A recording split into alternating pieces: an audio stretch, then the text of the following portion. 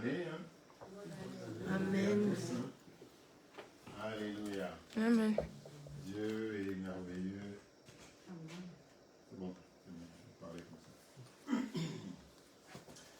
Dieu est merveilleux. Amen. Je vous souhaite à tous une excellente, une merveilleuse année en Christ. Amen. Alléluia. Gloire au Seigneur. Alors, il est vrai que nous sommes dans la nouvelle année, n'est-ce pas? Il est vrai que c'était notre souhait de traverser. Nous étions ici la nuit du 31 et nous avons prié, nous avons recommandé cette année entre les mains de notre Dieu. Amen. Gloire au Seigneur. Alors, une nouvelle année, toujours, frères et sœurs, d'ailleurs depuis très longtemps, quand la nouvelle année arrive, nous nous empressons de prendre des résolutions. Amen. Voilà, cette année qui est passée n'était pas une année facile pour les uns, et d'ailleurs, c'est vrai que au long de cette année, il y a des frères et sœurs qui ont perdu un être cher. Il y a des frères et sœurs qui ont peut-être perdu leur travail. Mon ami a perdu son mari vendredi après-midi. Voilà, donc voilà une autre nouvelle, une mauvaise nouvelle. Ouais. Donc il y a eu beaucoup d'événements qui n'ont pas été Joyeux. plaisants. Des événements que nous n'aurions pas souhaités. Mais ils sont quand même arrivés. C'est-à-dire qu'en tant qu'hommes, nous avons le contrôle sur un certain nombre de choses. Mais nous n'avons pas le contrôle sur la vie. Nous pouvons prendre, nous en parlions déjà avec Anis, que on peut prendre toutes les précautions du monde. Mais Dieu a disposé à chacun d'entre nous un certain temps Il a son plan. de vie. Amen. On peut dire, on va manger bien, on va manger bio. Mais malgré cela, quand le temps de la mort arrive, eh bien, même si on mangeait bio, voilà, on peut être riche, avec beaucoup de richesses. Mais lorsque le temps de la mort arrive, même les richesses ne peuvent pas nous sauver.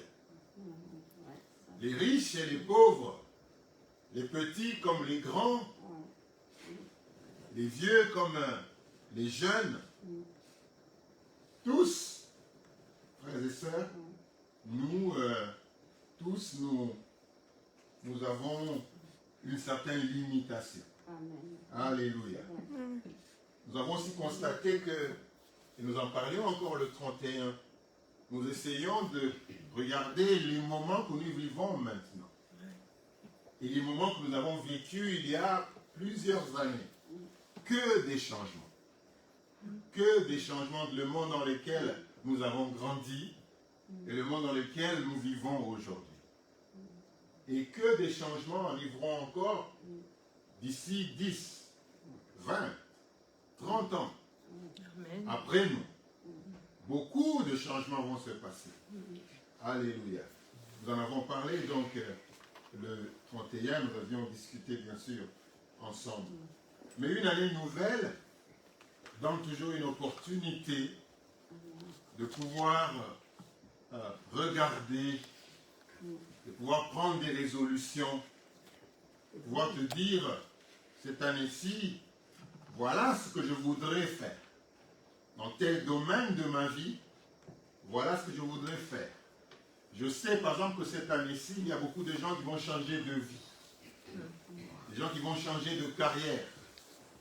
Des gens qui vont changer carrément de métier. Et ils ont pris cette résolution-là, de pouvoir changer de vie. Je me comportais comme ça, maintenant je voudrais que ma vie puisse se passer comme ceci. C'est des belles résolutions, frères et sœurs. Et ce matin, je voudrais, bien sûr à la lumière de la parole de Dieu, essayer de voir dans la Bible des personnes qui ont pris aussi des résolutions. Et je souhaite que ces résolutions soient les nôtres aussi tout au long de cette année 2022. Alléluia. Pour commencer, je vais vous inviter à aller avec moi dans le livre de Michée. Michée, le chapitre Michée 4. Michée 4. Tu veux que je l'affiche? Je peux projeter, oui. Michée 4, versets 3 à 5. Michée, Qu'est-ce que je fais? c'est dans l'Ancien Testament, un livre des petits prophètes. Michée. Donc Michée 4, versets 3 à 5. Voilà. La Bible dit ceci, je vais commencer par le verset, bien sûr, 3 à 5, comme c'est écrit. Il sera le juge d'un grand nombre de peuples. Vous savez de qui l'on parle, n'est-ce pas? L'arbitre des nations puissantes, lointaines, de leur glaive, ils forgeront des joyaux, et de leur lance, de serpes. Une nation ne tirera plus l'épée contre une autre, et l'on apprendra plus la guerre. 4. Ils habiteront chacun sous sa vigne et son figuier, et il n'y aura personne pour les troubler. Verset 5 qui nous intéresse. Tandis que tous les peuples marchent, chacun au nom de son Dieu. Tandis que tous les peuples marchent, chacun au nom de son Dieu. Nous marcherons. Nous, au nom de l'Éternel, notre Dieu, Amen. à toujours et à perpétuité. Alléluia. Voilà une résolution d'un peuple Amen. qui a constaté, frères et sœurs, qui a vu que chacun marche selon son Dieu. Aujourd'hui, frères et sœurs, beaucoup de ce que nous vivons aujourd'hui, chacun vit selon ses principes. Des principes qui sont devenus un peu comme leur Dieu. Moi, je fais les choses comme ça. Et c'est comme ça. Moi, j'agis toujours comme ça. Chacun a des rituels. Chacun a des rituels qui sont carrément devenus leur Dieu. Les gens ne veulent pas quitter la manière dont ils font les choses. Les gens ne veulent pas abandonner leur manière de faire. Chacun a son petit Dieu. À l'époque, effectivement, il y avait des courants et des doctrines. Aujourd'hui, on ne cherche pas les dieux ailleurs. Il suffit de constater juste la manière comment les gens parlent, comment les gens font les choses, quelle est leur vie de tous les jours, leur manière de vivre. Chacun a maintenant sa manière de faire. Chacun a créé son Dieu. Frères et sœurs, si on ne loue pas, on n'adore pas le vrai Dieu, eh bien, on s'est créé son propre Dieu. Aujourd'hui, même dans l'Église, frères et sœurs, aujourd'hui, même dans l'Église, il y a des gens qui ont choisi, par exemple, dans ce qu'ils font, dans ce qui est dans la parole de Dieu, ce à quoi ils adhèrent. Et d'autres choses, ils n'adhèrent pas. C'est-à-dire qu'ils se sont créés à eux-mêmes leur Dieu. C'est-à-dire que dans la parole de Dieu, je prends ce qui m'intéresse, ce qui va avec ma manière d'être, ce qui va avec ma manière de faire les choses. Donc, on a tiré une partie de la globalité, on dit, moi, c'est ça. Donc, chacun marche selon ce Dieu-là. Donc, on peut être dans l'église, on peut être un enfant de Dieu, mais quand même avoir son Dieu. Amen. On peut être dans une église, mais on ne prie pas le même Dieu. On est tous dans la même église, mais on ne prie pas le même Dieu. Pourquoi? Parce que mon Dieu à moi, il fait ça. Et j'ai fait ce qu'il me demande de faire. Et ça s'arrête là. Et je suis bien avec lui. Amen. Mais lorsque on vous amène ce Dieu-là, le prophète il dit, tandis que tous les peuples marchent chacun au nom de son Dieu, nous marcherons, nous, au nom de l'Éternel. Tous les dieux ne sont pas l'Éternel. Amen. Alléluia. Tous les dieux ne sont pas l'Éternel. Amen. C'est pourquoi quand nous prions, frères et sœurs, quand nous prions, quand on dit Seigneur, non, notre Dieu c'est le Seigneur des Seigneurs. Amen. Quand vous dites Seigneur, on ne sait pas de quel Seigneur vous parlez. Quand vous dites Dieu, on ne sait pas de quel Dieu vous parlez. Notre Dieu c'est le Dieu des dieux. Amen. C'est le Seigneur des Seigneurs. Donc, il faut que l'on soit, même dans notre manière de prier, qu'on puisse identifier le Dieu que nous prions. Frères et sœurs, notre Dieu, c'est l'Éternel. Amen. C'est l'Éternel. Donc, chacun marche selon son Dieu. Mais nous, frères et sœurs, cette année-ci, nous allons marcher selon l'Éternel. Alléluia. Notre Dieu a toujours et à perpétuité. Frères et sœurs, tous les dieux ne sont pas des dieux à perpétuité. Alléluia. Il faut voir comment est-ce que dans l'église de Dieu, on est devenu un peu sectaire. C'est-à-dire qu'on a choisi ce que l'on va pratiquer dans la parole de Dieu. Il y en a qui vont dire, par exemple, nous, on donne seulement les offrandes, on ne donne pas la dîme. Il y en a qui vont dire ça. Il y en a qui vont dire, nous... Donc chacun, finalement, a choisi des choses qu'il va faire avec ce Dieu-là.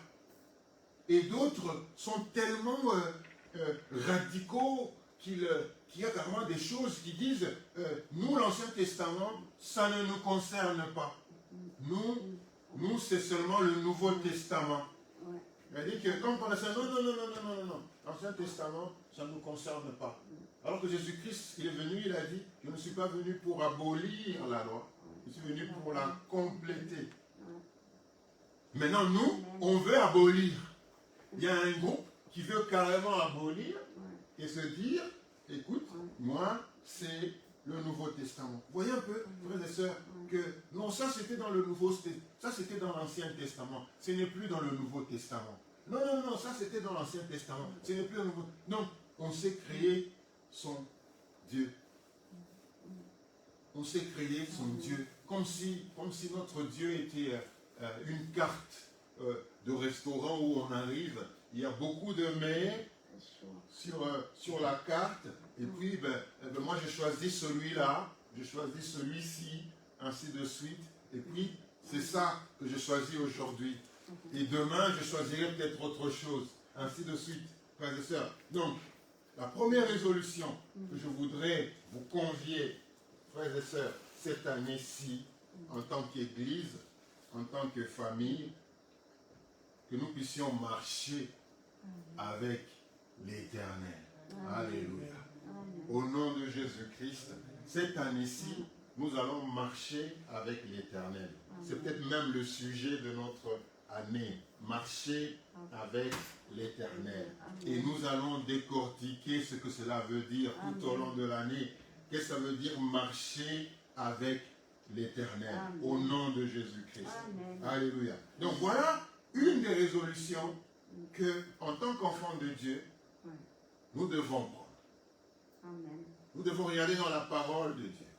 Comment est-ce que nous avons agi? Comment est-ce que nous avons agi tout au long de l'année qui s'est passée? Et comment nous voulons agir? Et quel est le Dieu que nous voulons servir? Est-ce que c'est l'Éternel ou est-ce que c'est celui que nous nous sommes créés nous-mêmes? celui que nous avons imaginé nous-mêmes. Chacun imagine un peu son Dieu. Mais je voudrais te dire, quelle que soit la manière dont tu l'imagines, il est plus que ça. Amen. Il est plus que ça. L'homme ne peut pas imaginer Dieu. Il est plus que ce que tu peux imaginer. Alléluia. Gloire au Seigneur. Je voudrais vous proposer aussi une autre résolution pour cette année 2022. Nous allons dans Josué au chapitre 24. Josué au chapitre 24.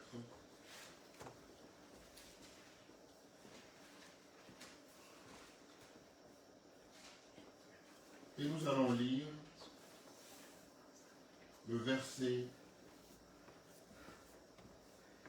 Je commencerai à partir du verset 14. Josué, chapitre 24.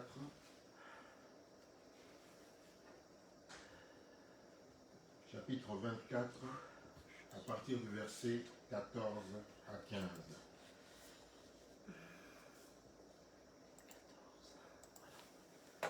Et il dit ceci. Maintenant, craignez l'Éternel. Amen. Amen. Et servez-le avec intégrité et fidélité. Amen. Ça veut dire quoi? Quand Josué dit maintenant, ça veut dire qu'avant, on ne le craignait pas. C'est-à-dire qu'avant, on ne le servait pas avec fidélité. Alléluia. Faites disparaître les dieux qu'ont servi vos pères de l'autre côté du fleuve et en Égypte et servez l'Éternel. Ça veut dire que si maintenant Josué nous demande de servir l'Éternel avec intégrité et fidélité, c'est quoi l'intégrité? C'est quoi la fidélité? Frères et sœurs, être intègre, être intègre veut dire, frères et sœurs, ne pas compromettre sa vie spirituelle. Amen. Frères et sœurs, en tant qu'enfants de Dieu, nous nous laissons souvent aller à des choses que l'on considère peut-être petites. On se dit, mais ça qu'est-ce que ça va faire? C'est comme griller un feu. Oui. C'est comme griller un feu.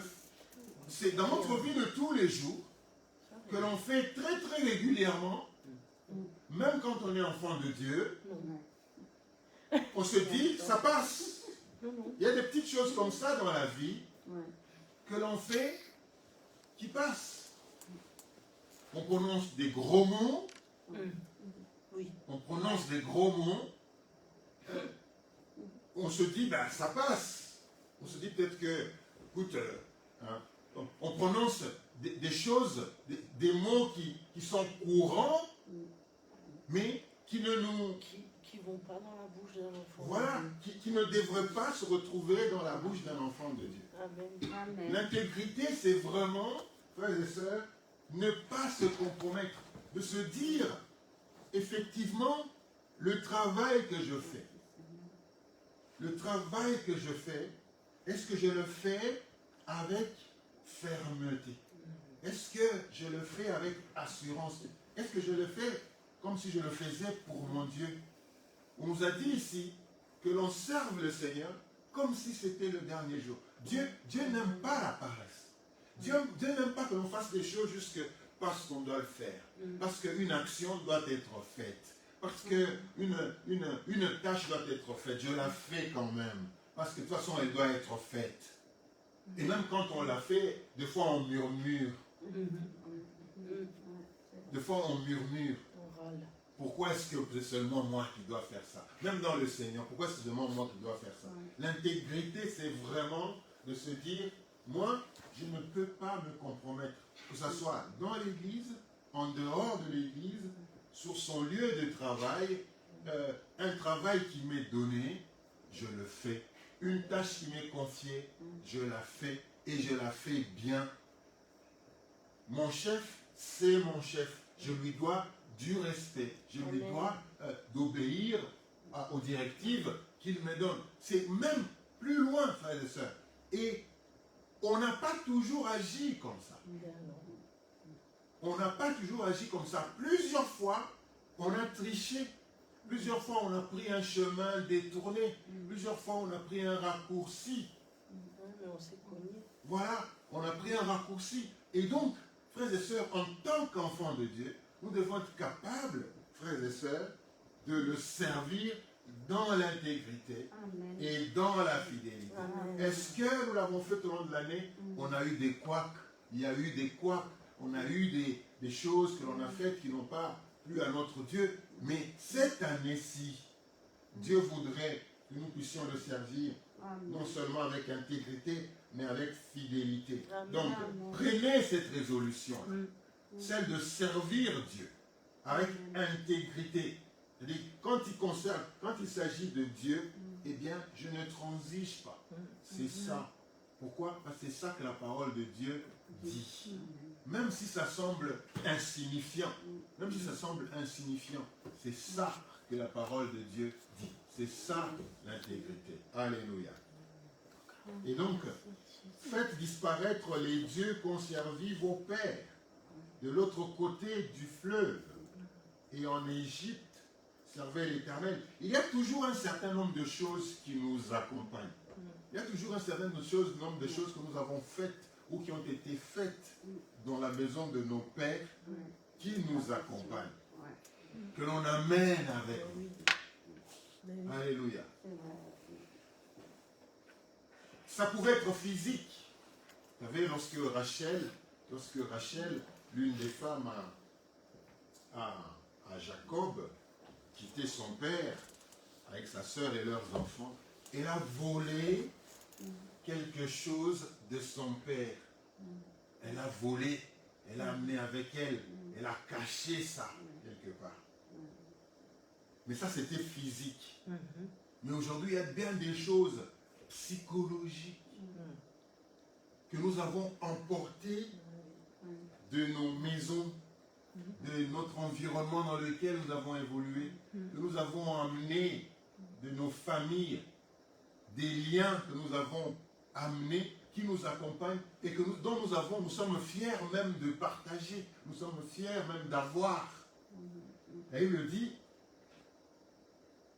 faites disparaître les dieux qu'ont servi vos pères de l'autre côté.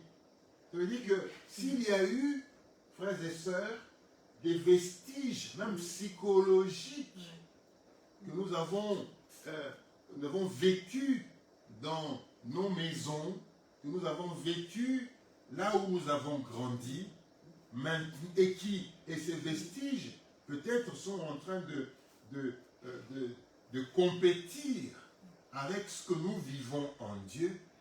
Et il le dit, faites disparaître. C'est-à-dire que maintenant que nous sommes dans le Seigneur, adoptons la vie de l'Éternel en nous. Faisons de la parole de Dieu notre vie maintenant. Amen. Alléluia. Que toutes les blessures qui continuent encore à nous affecter, il y a des fois où on peut s'asseoir, on commence à réfléchir à ce que nos parents nous ont fait. On commence à penser à ce que nos parents nous ont fait, à toutes les mauvaises choses. Parce qu'à vrai dire, les parents n'ont pas fait que les mauvaises choses. Il y avait eu aussi des bonnes. Même une action bonne que nos parents avaient faite, frères et sœurs, nous devons. Pourquoi nous ne méditons pas sur ça?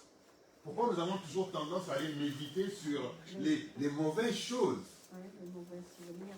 Les mauvais souvenirs. Pourquoi on ne peut pas s'imaginer que ce jour-là, mon père m'avait donné une parole, ou qui m'avait tenu par la main, ou qui m'avait donné un câlin. C'est des choses que l'on peut imaginer aussi. Alléluia. Donc, faites disparaître les dieux qu'ont servi vos pères de l'autre côté du fleuve, en Égypte, et servez l'Éternel. Et Josué qui continue à dire, si vous ne trouvez pas bon de servir l'Éternel, alléluia, choisissez aujourd'hui qui vous voulez servir. Ou les dieux que servaient vos pères au-delà du fleuve, ou les dieux des Amoréens dans le pays desquels vous habitez. Parce que vous savez, frères et sœurs, notre vie spirituelle est souvent aussi affectée par l'environnement dans lequel nous vivons. Notre langage, les mots que nous utilisons, sont souvent affectés par l'environnement dans lequel nous vivons.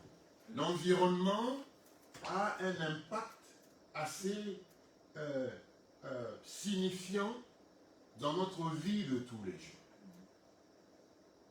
Lorsque nous vivons en Inde, il y aura des habitudes de ce pays-là que nous avons adoptées. Le peuple de Dieu a été en captivité à Babylone, le peuple de Dieu a été en Égypte, ainsi de suite. Et Dieu ne voulait pas que l'environnement, les manières et les coutumes de ce peuple-là, où ils ont vécu, puissent affecter la communion qu'ils devraient avoir avec le Seigneur. Donc, si on ne fait pas attention, il va souvent arriver que, soit les gens avec qui nous vivons, c'est pourquoi il est bien, la Bible dit que les mauvaises compagnies corrompent les mœurs. Il dit que quand nous vivons, quand nous sommes mal entourés, quand nous sommes entourés par des personnes qui ne connaissent pas Dieu, petit à petit, sans le savoir, nous allons commencer à adopter un peu leur manière de vivre. Si nous ne faisons pas attention, nous allons commencer à adopter leur manière de vivre. Et ça va affecter notre vie spirituelle. La Bible le dit, choisissez aujourd'hui. Si vous ne voulez pas servir l'Éternel, choisissez aujourd'hui qui vous allez servir. Et Josué qui dit, quant à moi et à ma maison, nous servirons l'Éternel. Alléluia. C'est-à-dire que pas les dieux que nous nous sommes formés, pas les dieux qui est la symbiose, parce qu'il y a des dieux qui sont devenus la symbiose de beaucoup de choses. Il y en a qui ont été bouddhistes. Il y en a qui ont essayé le bouddhisme, qui ont essayé le catholicisme, qui ont essayé toutes les religions. Ils ont lu toutes les religions. Et puis après, ils se disent, ok, maintenant, je vais faire la synthèse. Et ils vivent selon cette synthèse-là. Dieu n'est pas une synthèse. Dieu ne peut pas être une synthèse. Frères et sœurs, Dieu ne peut pas être une synthèse. Donc, après avoir touché à là, touché à ici, touché à ça, maintenant j'ai une vue un peu de tous les dieux, de toutes les religions du monde, eh bien je me fais ma propre religion maintenant. Il y en a qui pensent que la propre religion c'est d'être bien, de faire le bien, et puis c'est tout. Et que quand quelqu'un a besoin de quelque chose, j'agis. N'est-ce pas que j'ai fait le bien? Quand quelqu'un a besoin que je l'aide, j'ai fait le bien. Mon Dieu, c'est faire le bien. Alléluia. Ce n'est pas suffisant. Ce n'est pas suffisant. Donc, servez moi et ma maison. Frères et sœurs, prenons cette résolution-là. Moi et ma maison, cette année 2022, eh bien, nous servirons pas n'importe quel Dieu, mais l'Éternel. C'est un engagement, frères et sœurs. C'est un engagement que de servir l'Éternel. Ça veut dire que c'est selon les prescrits de Dieu, selon ce que Dieu fait, selon ce que l'Éternel fait, le Dieu des dieux que nous connaissons. Ça veut dire que nous n'allons pas transiger. Quand la Bible dit ça, c'est ça que nous ferons. Dans notre maison, c'est seulement ce que Dieu ou l'Éternel, c'est seulement ce que l'Éternel nous demande de faire que nous ferons. Les gens qui vont nous visiter ne doivent pas nous imposer leur manière de faire. les gens qui viendront nous visiter doivent être chez nous comme nous voulons être chez nous. Voilà. Alléluia. L'Éternel doit être le maître de chez nous. Tu viens, ici, nous servons l'Éternel. C'est-à-dire que tout ce que l'Éternel nous demande de faire, c'est ça que nous faisons ici. Tu viens, tu le fais. Si tu ne veux pas le faire, eh bien, la place n'est pas au milieu de nous. Alléluia. Donc, c'est une résolution que nous voulons prendre. Parce que si on ne fait pas attention, eh bien, on va avoir un Dieu hybride. Aujourd'hui, nous sommes en train de vivre l'ère de l'hybride. Tout est hybride maintenant. Il n'y a pas de... Non, tout est hybride. Un peu de ceci, un peu de cela, c'est bon. On ne veut pas être complètement ça ou complètement ceci. On veut un peu l'hybride. Et on veut ramener ça aussi à nos croyances. Nous avons des croyances hybrides. Aujourd'hui, nous faisons un peu ça. Demain, nous faisons ça. Nous avons une voiture hybride. Nous avons une maison où il y a un peu de ça, un peu de ça. Nous voulons un mix. Nous voulons un mix pour être un peu à l'aise dans tout. Et même spirituellement, on veut ramener le mix. On veut être le mix. On veut... Non, frères et sœurs, il n'y a pas d'hybride dans l'Éternel. L'Éternel n'est pas hybride. L'Éternel n'est pas hybride. Arrêtons de vouloir faire tout de l'hybride. L'Éternel n'est pas hybride. Nos croyances ne doivent pas être hybrides. L'Éternel est Dieu. Donc, nous marchons avec Dieu et puis nous servirons Dieu. Nous servirons l'Éternel cette année-ci. Passons dans Psaume 101.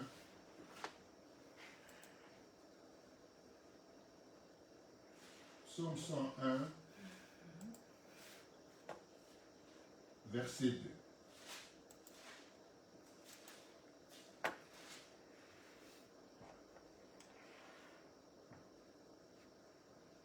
Psaume 101, verset 2, la Bible dit ceci. Je prendrai garde à la voie droite. Je prendrai garde à la voie droite. Quand viendras-tu à moi? Je marcherai dans l'intégrité de mon cœur, au milieu de ma maison. Encore une fois, frères et sœurs, je vais prendre garde à la voie droite, c'est-à-dire que la voie de justice. Et puis je marcherai dans ma maison avec un cœur intègre. Ça veut dire que quand j'ai dit que je le ferai, je le fais. Quand je prends un vœu, je l'accomplis. Quand je dis à quelqu'un, je vais faire ça, il faudra que je le fasse. Ça, c'est marcher avec un cœur droit. Quand je promets, je réalise. Quand j'ai dit une parole, eh bien, quand j'ai dit une parole, frères et sœurs, je l'assume. Je ne vais pas marcher avec un mensonge dans la bouche.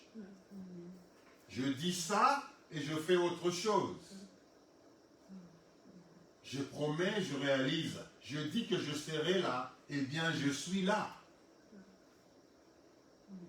On ne doit pas être comme les gens qui disent et ne font pas, qui promettent et ne réalisent pas. Quand tu as quelqu'un comme ça, qui dit et qui ne fait pas, une première fois, une deuxième fois, il dit et il ne fait pas, ou il dit et il fait autre chose, dis-toi que cette personne-là ne mérite pas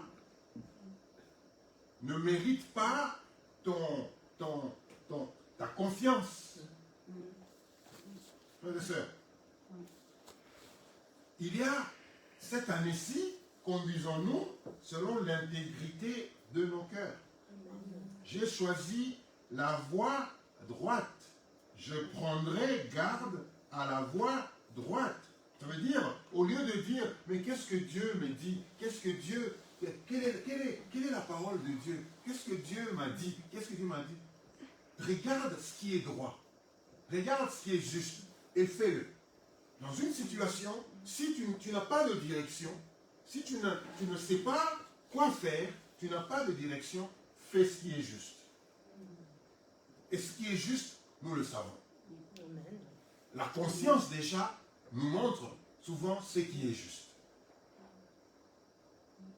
Donc, frères et sœurs, une autre résolution pour cette année 2022, prenons garde à la voie droite. Amen. Prenons garde à la voie droite. Parce que les hommes de confiance, les hommes fidèles, ou les femmes fidèles, ou les femmes de confiance, elles sont rares. Ils sont rares. Ouais, c'est vrai. Tout le monde cherche en qui il peut avoir confiance. Surtout dans le monde actuel. Sois cette personne-là. Si tu es droit. Si tu marches, tu prends garde à la voie droite. Frères et sœurs, les gens viendront se réfugier chez toi. C'est vrai. Donc, prenons garde à la voie droite. Troisième résolution, donc. Philippiens, quatrième, donc nous allons dans Philippiens 3, verset 14.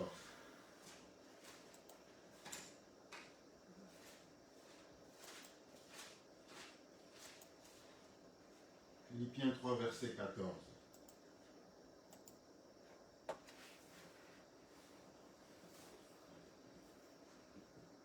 Je commence par le verset 13. Frères, je ne pense pas avoir saisi, mais j'ai fait une chose, oubliant ce qui est en arrière et me portant vers ce qui est en avant. 2021, c'est passé. Et oui. 2021 est derrière nous. Amen. Tous les échecs, toutes les réussites, même si elles étaient belles, elles sont derrière nous. Elles sont derrière nous. Tous les accomplissements, frères et sœurs, Amen. tous les projets non réalisés sont derrière nous. Frères et sœurs, toutes les déceptions de l'année 2021 sont derrière nous. Amen. C'est le passé.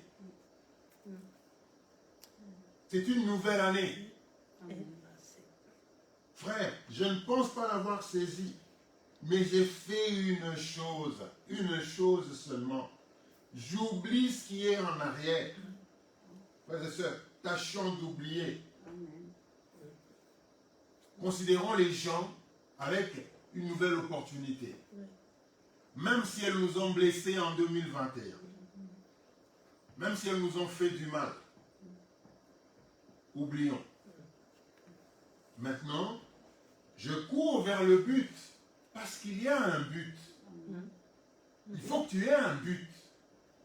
Pour cette année nouvelle, il faut que tu aies un but de ce que tu veux accomplir. Il faut que tu aies un objectif. Je termine bientôt. Il faut qu'il y ait un objectif. Il faut qu'il y ait un but.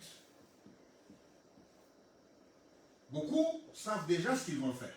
Beaucoup savent déjà ce qu'ils sont en train d'entreprendre. Mais il faut qu'il y ait un but. Les échecs, les réussites, même si elles étaient belles, même si elles étaient extraordinaires, elles sont passées.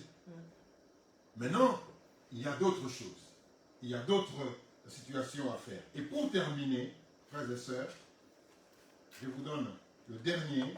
Nous allons dans Jacques au chapitre 1er, verset 17.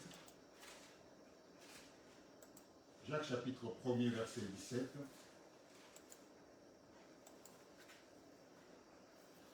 Nous terminons par là. Et il le dit, toute grâce excellente et tout don parfait descend d'en haut du Père des Lumières, chez lequel il n'y a ni changement, ni ombre de variation. Amen. Frères et sœurs, Je disais que nous avons connu beaucoup de changements. Nous connaissons beaucoup de changements. Et nous allons continuer à en connaître. Amen. Amen. Cette année-ci, nous voulons nous associer à un Dieu qui ne connaît pas de changement. En qui il n'y a ni changement, ni ombre de variation. Amen. Frères et sœurs, le message avec lequel nous voulons commencer cette année 2022, nous, tout au long de cette année, nous allons essayer de nous pencher sur ces résolutions que le Seigneur nous a données, qui seront notre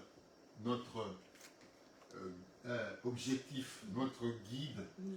Chaque fois, nous allons revenir sur ça pour essayer de voir combien est-ce que le Seigneur voudrait nous donner, nous communiquer. Au nom de Jésus.